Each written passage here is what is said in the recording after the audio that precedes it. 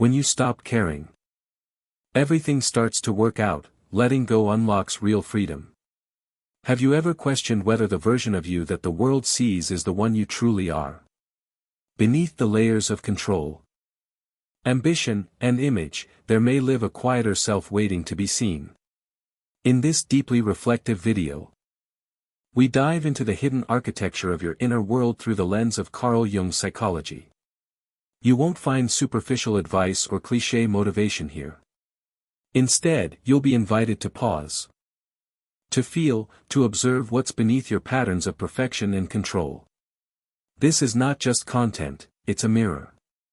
If you've ever felt like you're performing your way through life, this video offers a quiet revolution. Let go of who you're trying to be and rediscover who you've always been. Stay with us. The shift starts the moment you stop trying.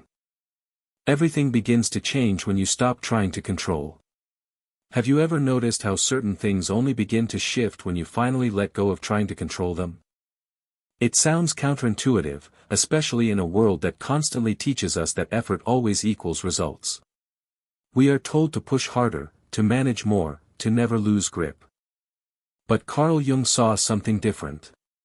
He believed that clinging too tightly can block what is natural from unfolding. The more we grip, the more we resist the flow of life. And paradoxically, it is that resistance that keeps us stuck. Have you ever felt that the harder you tried to fix a relationship or a situation, the worse it became? Sometimes, healing only begins when we stop trying to force it. This is not about apathy. It is about clarity. It is the moment we shift from desperation to observation. And in that stillness, something within us starts to reorganize. There is a deeper intelligence that arises, not from fear, but from awareness. And when we stop performing, when we release the pressure to always fix, we begin to experience life as it is, not as we wish it to be. That is the true beginning of transformation, not control, but surrender. The reversed truth. Acceptance is the real path to liberation. We are conditioned to believe that the key to success lies in relentless effort and constant control. From a young age, we are taught that peace must be earned through perfection, through never giving up, through always having a plan. But what if that belief itself is what keeps us restless? Carl Jung saw through this illusion. He proposed that the need to control everything is not strength but a symptom of fear. The ego wants guarantees. It fears uncertainty. So it creates strategies, routines, expectations, believing that with enough pressure, it can bend life to its will. Yet life is not something to conquer. It is something to meet. What we resist does not disappear. It only grows heavier. And the paradox is this: the moment we stop resisting, stop trying to dominate, stop insisting that things must go our way, life begins to respond differently. Not because we gave up, but because we stepped out of the way. Acceptance is not passivity. It is the courage to see things as they are and to stop fighting what cannot be changed. In doing so, we stop wasting our energy on control and start investing it in awareness. And from that awareness comes choice. From choice comes freedom. True strength is not in grasping tighter, but in knowing when to release. When you become the result, the ego trapped in expectations. There is a quiet danger in identifying too closely with what we pursue. When your sense of worth becomes tied to achievement, recognition, or a specific outcome, then failure is no longer just an event. It becomes a personal collapse. Carl Jung understood that the ego thrives on attachment to identity. It wants to be someone. It wants to define itself by something. But the more we attach our identity to external results, the more fragile we become. If I am only valuable when I succeed, then what happens when I fall? If I am only lovable when I am needed, then who am I in silence? This mindset breeds anxiety. Because everything depends on how things turn out. We begin to chase perfection not because we love the process, but because we fear what failure says about us. That fear leads to overthinking, exhaustion, and emotional instability. But life is not a scoreboard. It is a mirror. And it reflects not what we achieve, but how we relate to ourselves while we move through uncertainty. When we untangle who we are from what we gain, we begin to build something stronger, a core identity that does not collapse when things go wrong, but learns and adapts. Real confidence does not come from proving. It comes from knowing who you are beyond the outcome. That is the beginning of inner power. Projection. When you see others through the lens of yourself. Most of what we believe about others is shaped less by who they are and more by what we carry within ourselves. Projection is the unconscious act of placing our unacknowledged needs, desires, or fears onto another person. Carl Jung saw projection as one of the primary ways the ego protects itself from inner truths it is not ready to face. Instead of recognizing our insecurities, we see others as judgmental. Instead of acknowledging our longing for love, we label someone as our savior. The danger is not only that we misunderstand others, but that we never really meet them. We relate not to the person, but to the role we have assigned them. This creates disappointment, because no one can live up to the story we invented. And worse, it prevents true connection. Projection often begins in subtle ways. A comment triggers anger, a silence feels like rejection. But when we look closer, we see that these reactions say more about our internal state than about the other person. To break the cycle of projection, we must turn inward. We ask, what am I avoiding seeing in myself? What need am I expecting this person to fulfill? The more honest we become about our inner world, the clearer we begin to see others. And in that clarity, relationships transform. They become less about completing us and more about meeting each other as we are. Control is not strength, but fear in disguise. We often admire those who seem to have everything under control, the perfect plan, the disciplined routine, the ability to predict every outcome. But beneath that polished surface, there is often fear, fear of the unknown, fear of failure, fear of emotional chaos. Carl Jung believed that the obsessive need to control is a defense against vulnerability. When we cannot accept that life is unpredictable, we create rigid systems to feel safe. But this safety is an illusion. Because life does not follow scripts. And when it inevitably breaks our plans, we feel panic, not because life is cruel, but because we expected certainty. Control promises comfort, but it delivers exhaustion. The more we try to manage every detail, the more pressure we place on ourselves. We lose flexibility, spontaneity, and joy. The ego insists that control equals strength, but real strength lies in adaptability, in knowing that we can respond even when we cannot predict. Letting go of control does not mean losing direction. It means trusting that we can face what comes without needing to dominate it. The more we release the fantasy of perfect control, the more we allow life to move through us with grace, not fear. Control is not peace.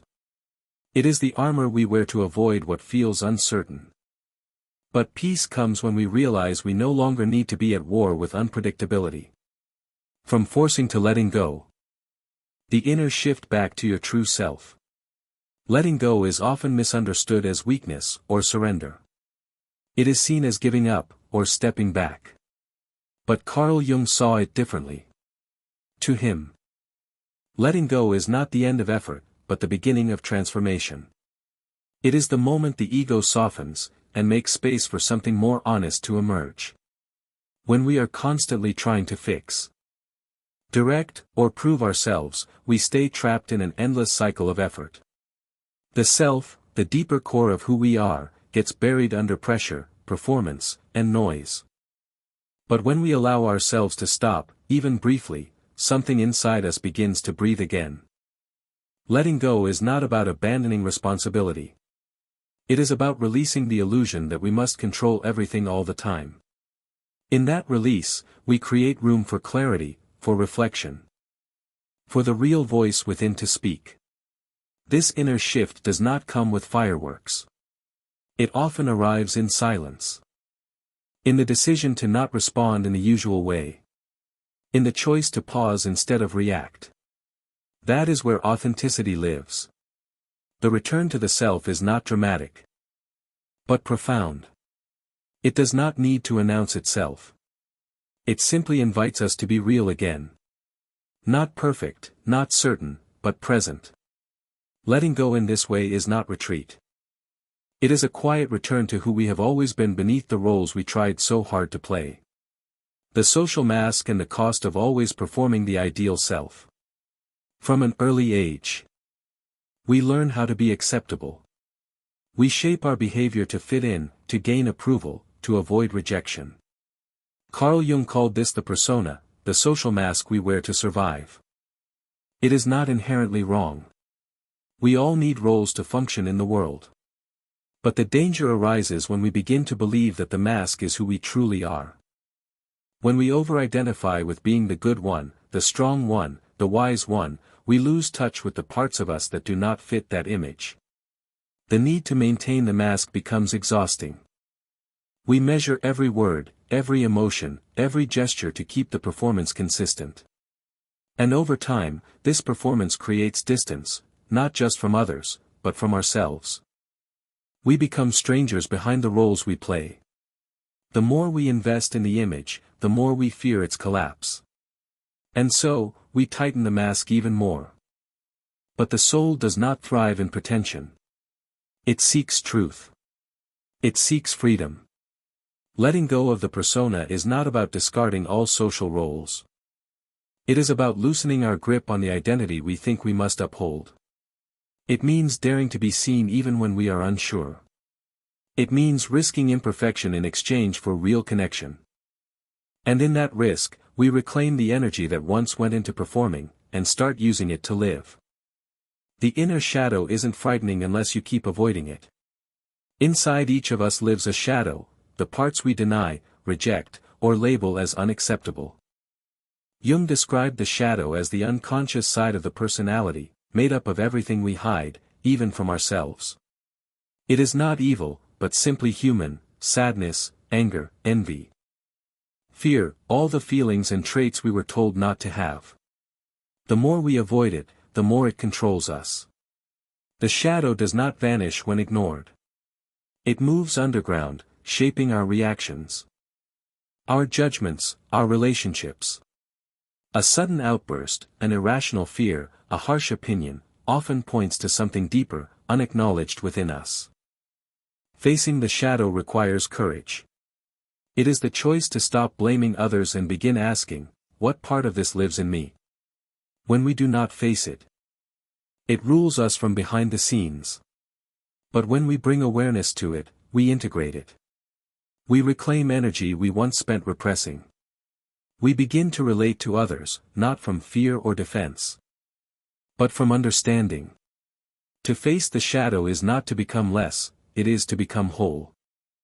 Is it real love or fear of loss disguised as affection? Love can be one of the most beautiful and confusing forces in our lives. What feels like deep connection may sometimes be attachment dressed as devotion.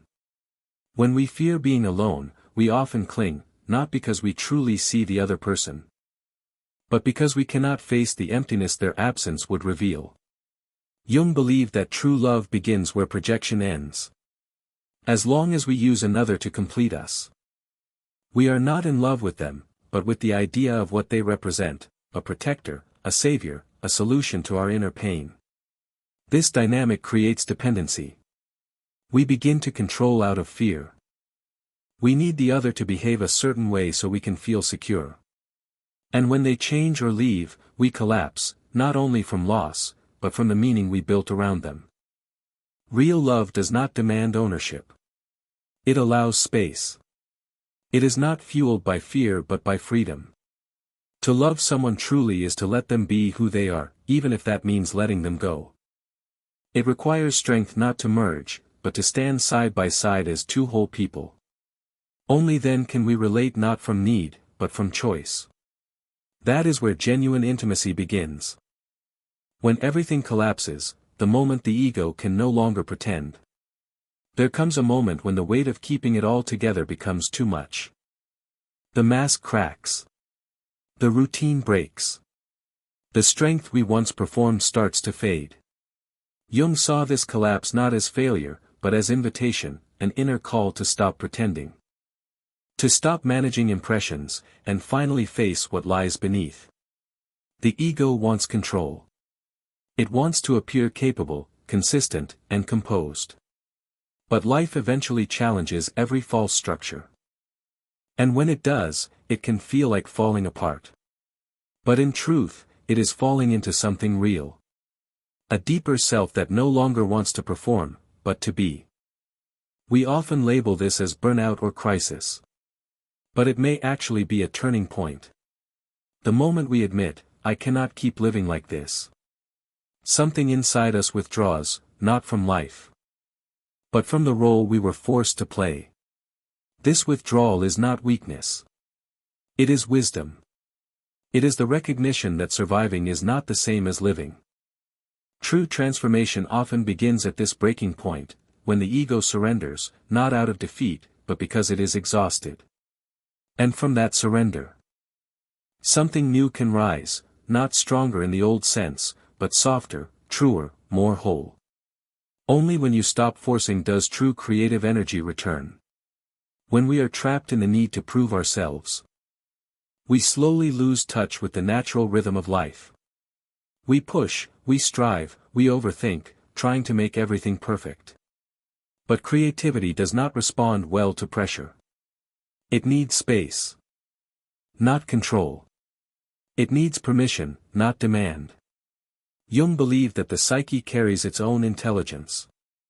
And when we stop interfering, that energy knows how to move again. Many people find their best ideas appear not when they are trying the hardest, but when they are walking, resting, or doing nothing at all. This is not laziness. It is alignment. It is what happens when we stop forcing and begin allowing. When the mind relaxes, the deeper layers of insight rise to the surface. The self begins to speak, not through urgency, but through quiet resonance. Letting go of control frees up the energy once spent on managing appearances and outcomes.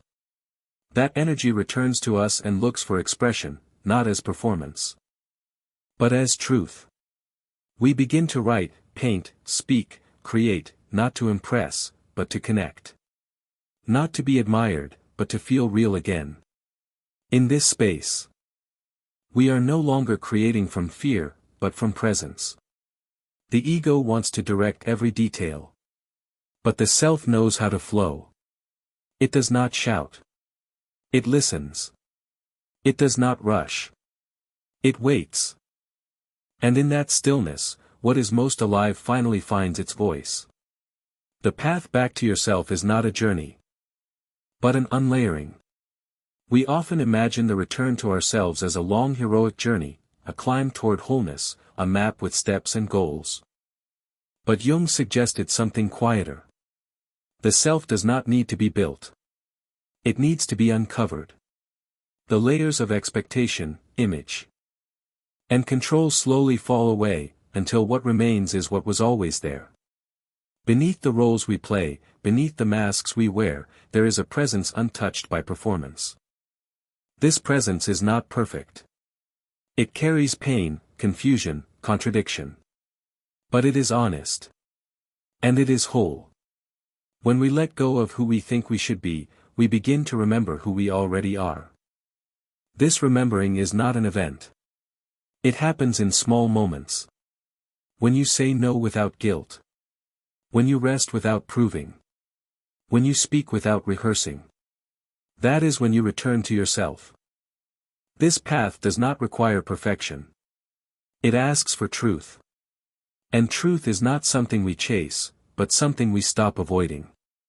The unlayering is slow, gentle, at times painful. But it leads to a deeper kind of freedom, not the freedom to become more, but the freedom to be exactly as you are. And in that being, we find peace. Not because life becomes easy, but because we are no longer at war with ourselves. Psychology is not only for people who have problems.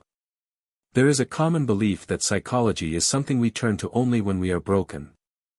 When life falls apart. When emotions become too much to handle. But this view is limiting, and deeply mistaken. Psychology is not about fixing what is wrong. It is about understanding what is true. Carl Jung saw the psyche not as a problem to solve, but as a landscape to explore. Within it live our fears, dreams, wounds, and wisdom. And every person, regardless of their history, holds this inner world too. Yet society often treats emotional inquiry as weakness. Seeking help is seen as failure. Feeling too deeply is judged as instability. These assumptions keep many people from doing the work that could free them. But psychology is not a repair shop. It is a mirror. It reflects who we are beneath the surface. And what it reveals is not something broken, but something complex and alive. To study the mind is not to admit defeat, but to commit to truth. It is to stop pretending to be fine, and begin becoming whole again. Emotional self-awareness is not indulgence. It is courage. And the more we understand ourselves, the more we can understand others. Psychology is not a path for the few. It is a tool for anyone who wants to live with greater depth, clarity, and connection. Self-mastery does not come from effort but from deep understanding. We often think of self-control as discipline, as the ability to suppress emotions and override impulses. But real self-mastery is not about force. It is about understanding. To control something, you must first know it. Jung believed that true power arises not from domination, but from integration. When we try to control ourselves by will alone, we create tension within. The mind pulls one way.